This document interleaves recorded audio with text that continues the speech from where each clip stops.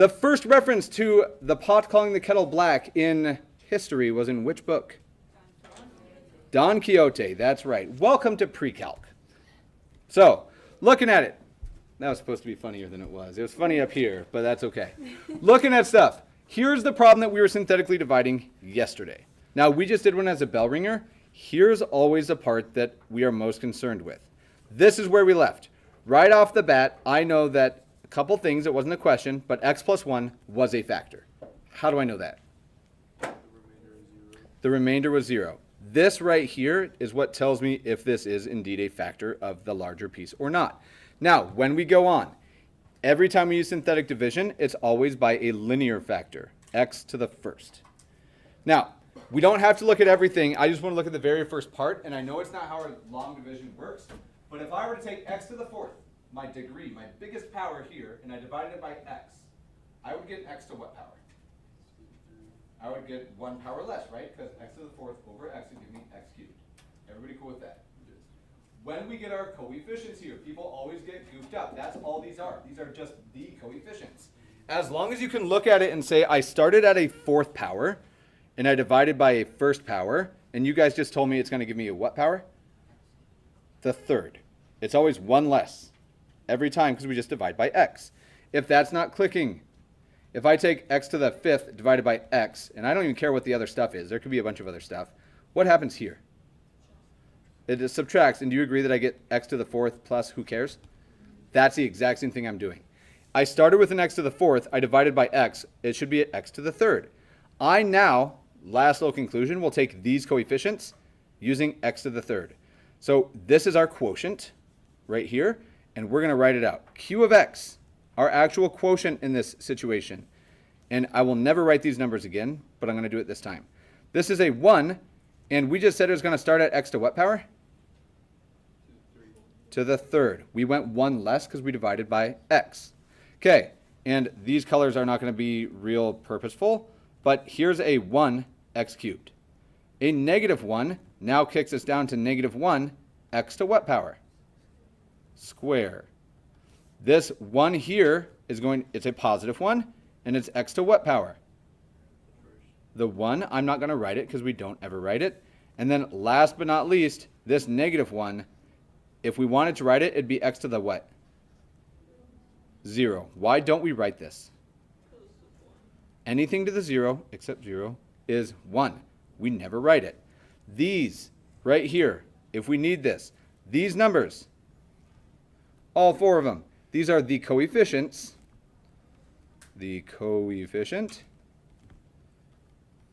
coefficients rather, of our quotient, whose degree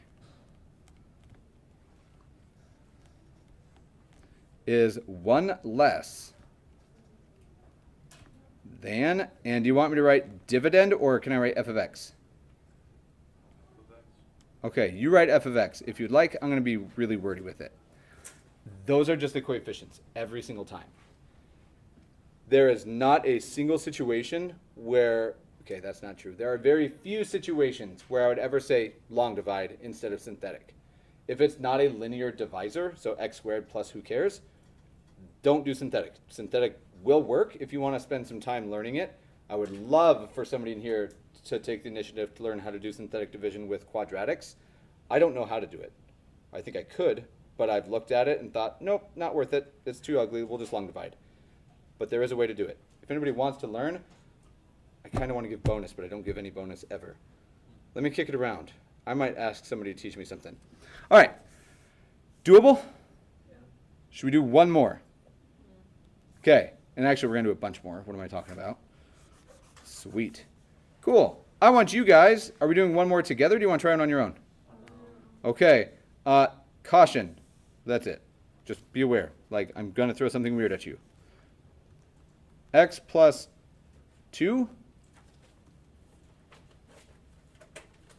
Oh, I already wrote it wrong. I want you guys to do it synthetically, but so you don't have to erase stuff, I'm going to do this. I'm going to write it as a long division. You're going to make the switch to synthetic. Is that okay? Okay, sorry I started with the wrong thing. I was just so excited. Cool. X plus 2 divided... is dividing, I don't know, let's make a gross one, x to the third plus 3x squared plus x. And you know what? I'm feeling crazy.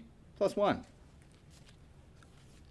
There is something really cautionary that I want you to be thinking about. Without any other guidance, I'm going to come around and really rudely either call you out or encourage you. Cool. Try it out. Talk with your neighbors. Do it synthetically. I know it's written weird. Cool. So checking it out. I did not throw you a curveball. I meant to, and then I got distracted as I was writing it. Maybe a little bit. There's a remainder here. I heard somebody say, kind of correctly, that Holloway didn't show us what to do if there's a remainder. I did not show you exactly, but I'm going to just real quickly zoom out. Because theoretically, do we all have the same notes? Yeah. Almost, and maybe even word for word. But I want to focus in right here. Did we just take some function divided by something? Yeah. Do we get a quotient? Yeah. If we have a remainder, we write the remainder over the divisor. So, if we have a remainder, which I think we do, because I assume we do. I just made up this problem off the top of my head, and they usually don't work. But let's check. What goes outside my synthetic box, Matilda? -2, she says confidently. What goes inside my synthetic box, Davian? 1, 3, 1, 1. Are we all on the same page still? Okay, like it's hot, right away. Boom. -2, 1. -2, -1, 2, 3. Do we all have the same synthetic division? Okay, this is always a weirder spot because we have to be able to write our answer, right? And it's not always really clear what the answer actually is. Our answer to a division is quotient, and then if we need it, we'll add the remainder part. We have a remainder this time, so let's write it out. If we started with x cubed, what do I start with here? So I'm just going to write equals because we're just doing a division problem. It is a 1x squared, which is just x squared, plus 1x, just x, minus 1, plus 3, that's a remainder, over, and then here's the big moment of truth. Mistakenly, people will write -2 pretty commonly. But that wasn't what we divided by. That's just the synthetic stuff. What was the actual divisor? Done. I don't remember if you said this or not, but if our divisor is x squared plus 2, for example, can we still synthetically divide it? So I'm going to answer that question with a question. And I promise I'm not being snarky, but it's going to come off that way. Is x squared minus 2 a linear factor? Boom. And then that's just it. You just know. Now, you can use synthetic division with it, but again, I don't know how to do it. And it's big, it's uglier, it's faster just to do long division. But always pay attention. Okay, there's one more that we're going to do that really does have a curveball in it. And then we're going to see why would anybody actually really care about this. Because it's nice to factor. Like, obviously, that's the direction that we're going. But there's other pieces where this is convenient just as far as calculating stuff. So last example with synthetic division. And I don't usually name these, but this is a weird one. Weird one. Okay.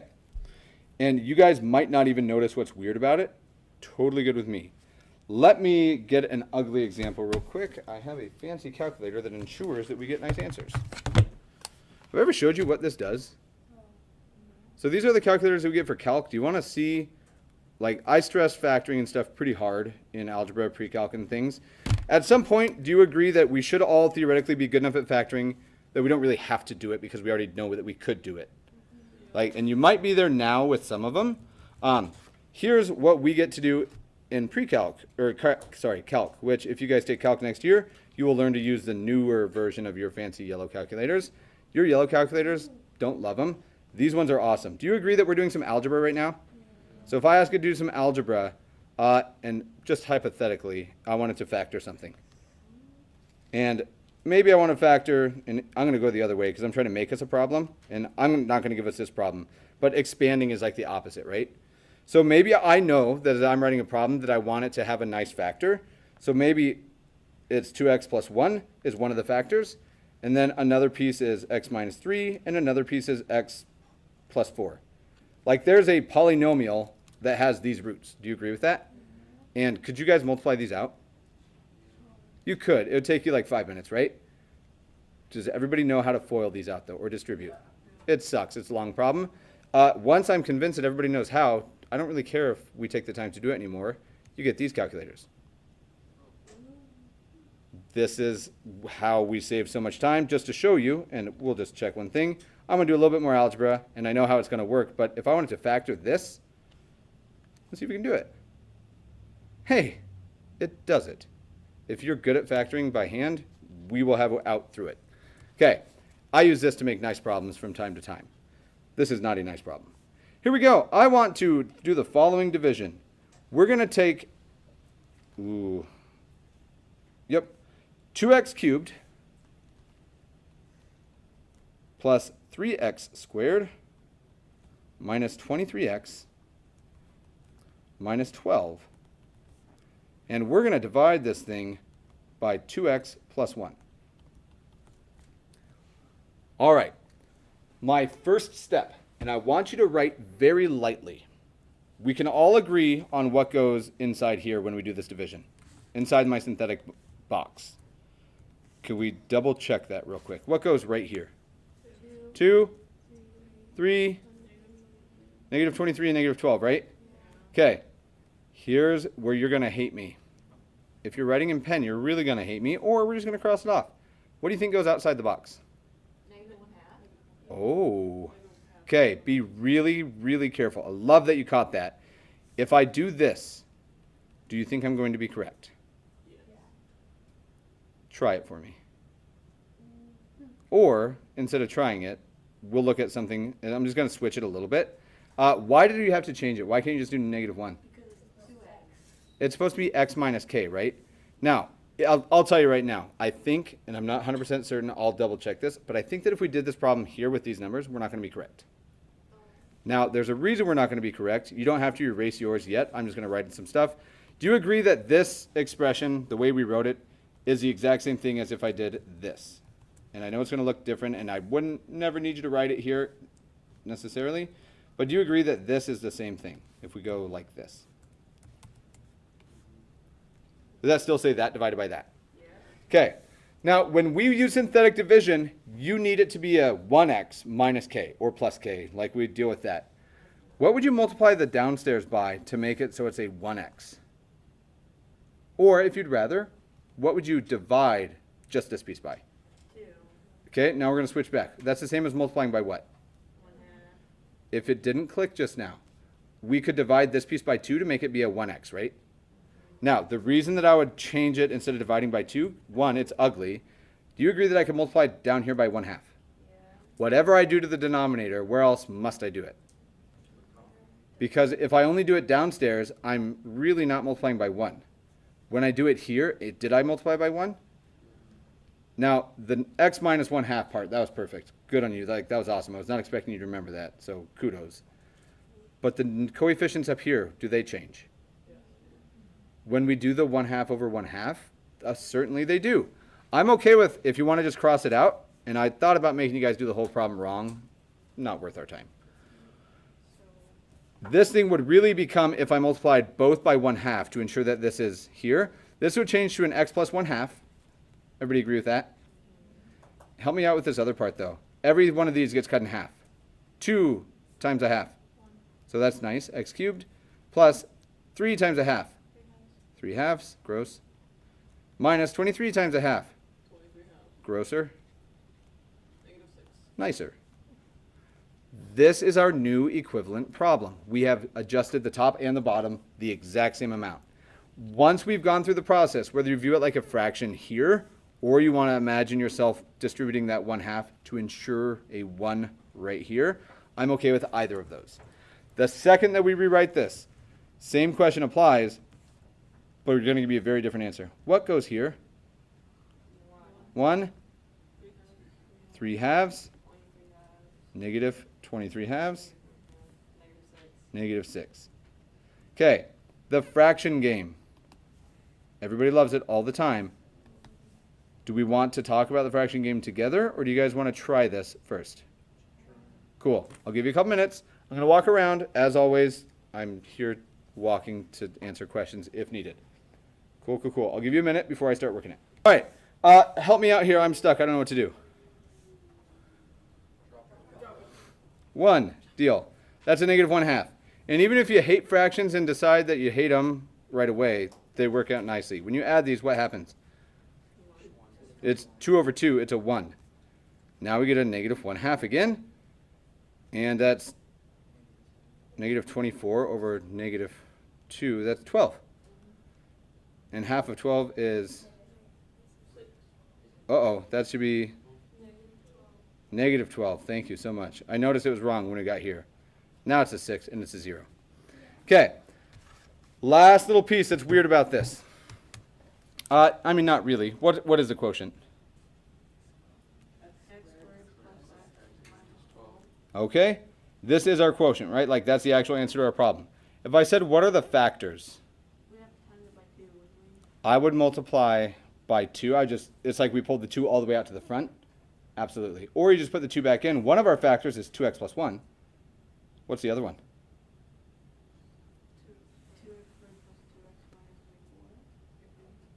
So careful. Either we can write it like this, and let me make that a little bit more clear. The way that we wrote our problem, this is what we literally have. There's a 2 that we took out, though, because we divided by 2. If I had pushed this back in here instead, which I think is a better option, is this the same thing that we started with? Yes. So that's what I would do, and then our other factor is still just this, which we could factor further. Yep, once you, like, this is an equivalent division problem. We have just taken out the 2 instead. Cool. Awesome. All right. Enough seemingly practice for this. Okay. There's only one more little thing that we see in this. There's 2 more little things. Just kidding. There's only 2, but we're going to hit them really quickly. We have 2 theorems. Now, we haven't seen a theorem in here yet, but we get 2 really quick ones.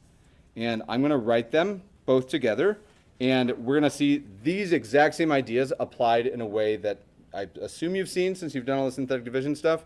But if it wasn't hit hard or not at all, or you didn't understand, we're going to re-get it right now. Okay, so 2 quick theorems, and they're each going to be standing alone. The first of these, related to this whole fancy idea, is what we call the remainder theorem. And they're both going to get their own bullet point. The remainder theorem.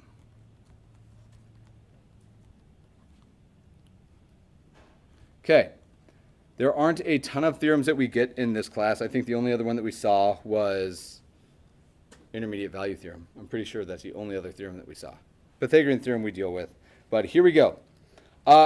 This one is super duper easy, and I think you guys will be able to finish. I'm going to claim that x minus k, some general binomial, is a factor of some polynomial function. I'm not going to write that. I'm just going to say x minus k is a factor of f of x if, and what did I just say? And what does that mean? Both directions. If x minus k is a factor of f of x, then whatever we're about to write. But it also says if whatever we're about to write, then x minus k was a factor. It goes both directions. A biconditional is what we call that. Okay. X minus k is a factor of f of x if and only if, lost my train of thought, I got my theorems goofed up, so you guys are going to have to help me decide something. And we're going to finish this one here. F of x divided by x minus k equals what? This is a factor of the bigger dividend if and only if, when I divide these, we get some answer. We call it q of x. That's our quotient, right? Plus, what's my remainder have to be? No, 0. This. If the remainder is 0 is the more formal way to put this. Now, I don't really care about the names of these, but I honestly did write this theorem wrong. Just by name. The theorem itself is fine. So terribly sorry. I'm going to do this so we don't forget what I've done. We're going to call this the factor theorem. And you'll see how and why I might have gotten those goofed up in my head. Because we're talking about factors, we're talking about remainders. The ideas run the same in my head. Terribly sorry. What we have here is the factor theorem. It is a factor if and only if when we divide this, the remainder is 0. Okay. We've been using that like the whole time, right? Like over and over, we've never said it, but every single problem we've talked about, is it a factor or not? We've hit this idea. Okay, that is the factor theorem. Do we need to say any more about this? Okay, so this is my bad. I'm sorry again. The remainder theorem is our second one. The remainder theorem. And this is even easier. Now, if I gave you guys a function, and it's whatever, it could be ugly, and I said find f of 5, literally everywhere that there's an x, you replace it with a 5. And we've done that. We can evaluate functions this way. This one, kind of helpful, but check it out. If we divide f of x by x minus k, which very similar, like we use this x minus k idea. If we divide this, then the remainder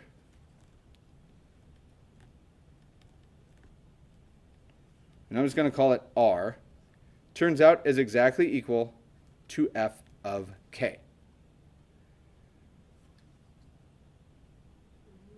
If we divide by this, then whatever my remainder gets, whatever it is, it's f of k. Now, for some of us, we might immediately, and maybe I can't tell, but I do hear some O's happening. There is a little bit of value here. There's way more value like 30 years ago before we had these graphing calculators available. Let's use this theorem once, and I just want to show how it works. Okay. For an example of the remainder theorem, and this is the very last thing, you guys get a ton of time in class today. For an example, I want you to evaluate a few of these values for, let's say f of x is, I don't know, what's your favorite fifth degree polynomial?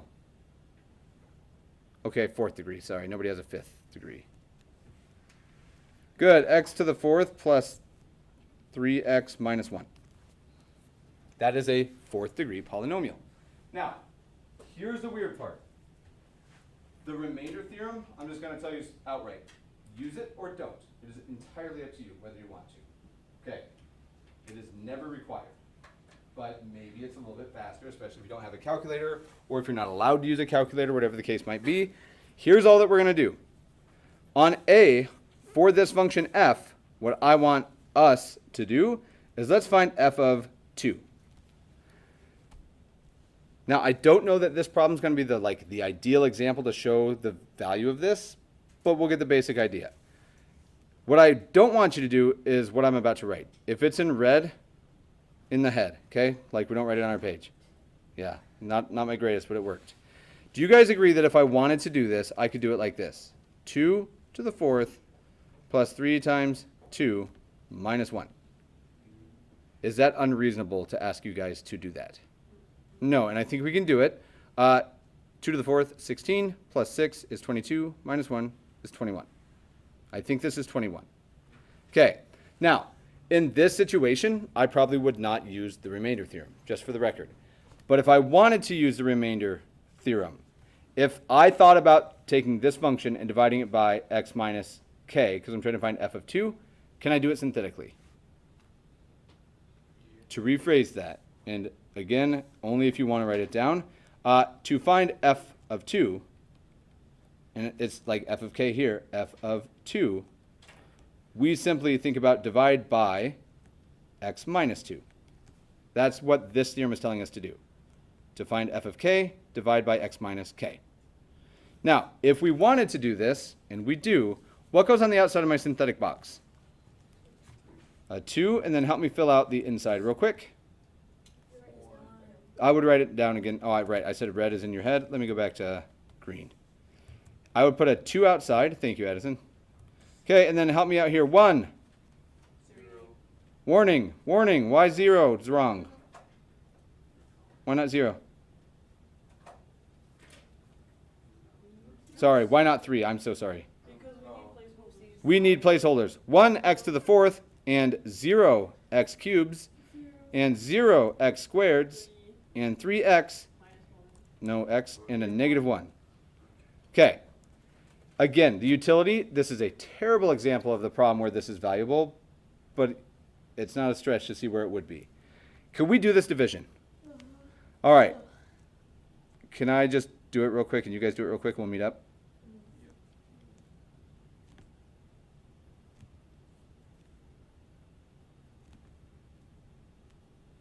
I think I might have got a wrong number. Because you dropped 2, you're supposed to drop 1. Hey, look at me. Was that on purpose? I don't think so either.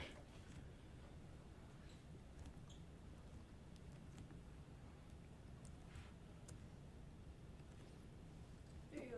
Here's my synthetic division. Do you guys get the same thing? Okay, so there's 2 big pieces here. Without the idea of the theorem in mind, was x minus 2 a factor? Yeah. No, and I guarantee it wasn't. But here's the bigger part. If I wanted to, can you tell me what k value we just plugged in? 2. And what was our remainder? 21. We can evaluate functions using this instead. Now, whether or not this is really valuable, I legitimately feel it's faster to do this one here. Like, it was. If, and I don't care if you really do this one, we don't really have to do this one, but if I picked an uglier number or a function, like 5. Do you guys know what 5 to the 4th power is? You could probably find it. I think it's 625, but I could be wrong. If I wanted to find this, and especially if there were cubes and stuff, do you agree it would suck to do 5 to the 4th and times something in 5 cubed? Like, it sucks. If we don't want to, check out how easy this is. 5, and we do a 1, 0, 0, 3, negative 1, the same numbers every time, and let's kick it. 1, 5, 5, 25, 25, 125, gross, 128. Help. 120. 500 and 150 minus 10, 640? I'm going to double check it. Okay, that was kind of hard math. But was that easier than doing 5 to the 4th plus 3 times 5 plus 1? Yeah. Maybe. I don't know the answer. Am I right is a big question. Yes. 5 times 128. Yes! All right. It was 639. What we just found is that without having to do the ugly plug-in everywhere, turns out this works. And maybe it makes sense that it works, because if I have a factor that really was a factor, if I plug it in, it should give me a 0, right? Like, they're interchangeable. So if I were to plug in any root into this, it should spit out a 0, because that's what it means to be a root or an x-intercept. And all of a sudden, these ideas seemingly match. We're just making use of when it's not 0. Okay, you guys have 15 cool minutes to knock out the assignment, with the understanding that you will not finish in 15 minutes. I'm not going to give you a ton of just doing synthetic division and long division, especially because you guys told me and showed me yesterday that you could long divide. For tonight, homework 2.3. You will find waiting for you on page 144. I'm going to quit giving you the vocab for homework stuff, I think. We're going to try to talk about it and see if it works. So in 2.3, I want you to do problems 19 and 21. So there's 2 long divisions. But I also want you to do 27 through 33 odd, 57, 59, and 61.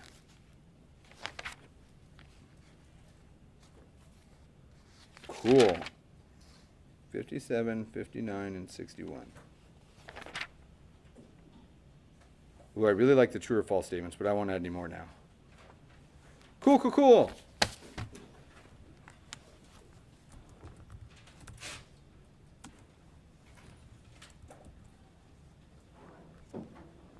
Are there numbers that aren't real? Yes. What are they? I. Okay. Do you guys remember I stuff? Yes. Yes. Vividly or a little? Semi-vividly. Okay.